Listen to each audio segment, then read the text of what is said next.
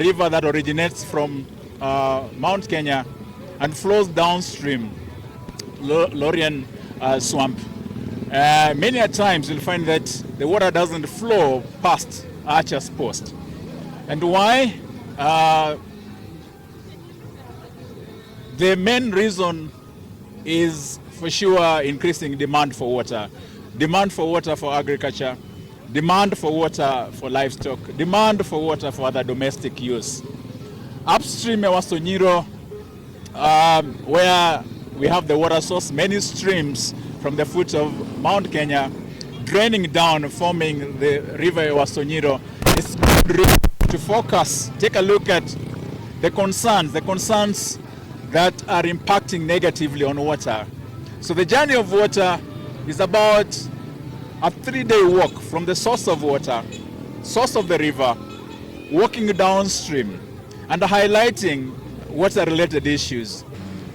Walking along the river, highlighting, particularly targeting areas of huge concerns, and jump on vehicles, go downstream, again highlight a concern for us as Kenyans. At the end of the day, we'll have a reflection meeting. That will be on Thursday, where we're looking at bringing together key stakeholders from all sectors to again think of, can we commit? Can we do something different going forward for the good of water in this country? Journey of water is very critical to us because water is life, and without water nothing can be. So we as KWS, we are supporting this journey of water because we realize that everybody needs water, especially wild animals. And it is also important that we have come on the foothills of Mount Kenya, where we have the intake that we are now following through. And we realize that Kenya Wildlife Service, as a service, we have been in major water towers, protecting the water towers of this country. So for us, wildlife largely depends on water. During the recent drought, we can all remember that we have had drought in Laikipia County, especially for the last 3 years, and wildlife was very affected. So when we are going on the journey of water, ours is to tell the communities and to create awareness and to campaign that everybody needs this water. Those who are upstream, those who are downstream, even the wildlife needs water. So last drought season, we were affected because of a lot of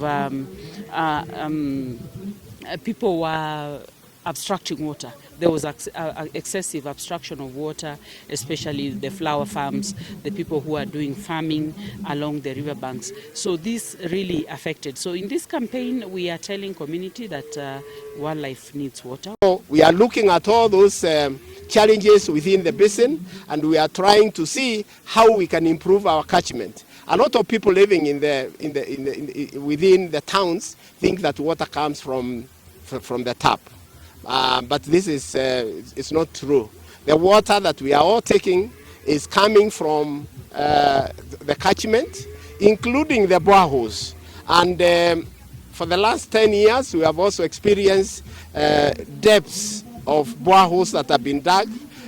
We started with 80 meters, now we are 300. So we need to think very seriously about the water this mountain actually recharges even the underground water. So this is something that we cannot wish away. This is something that we need to have a conversation with everybody, where we can be able to harvest all this water that is going to Lorian Swamp. We would want to call upon the national government to put in water storages along the basin, and in particular in this particular area where there is a lot of crop farming. Now downstream, we also need to ensure that those people that are pastoralists also have the right of this resource. And we are looking upon even the government to build some of the dams so that during the dry season, we can be able to give our domestic animals and the wild animals water. Everybody exists because of water.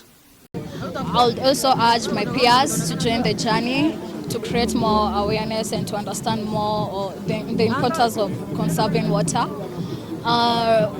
We also worked from Meru County Ngusishi, Ntarakwa, and we finished our journey at Timao.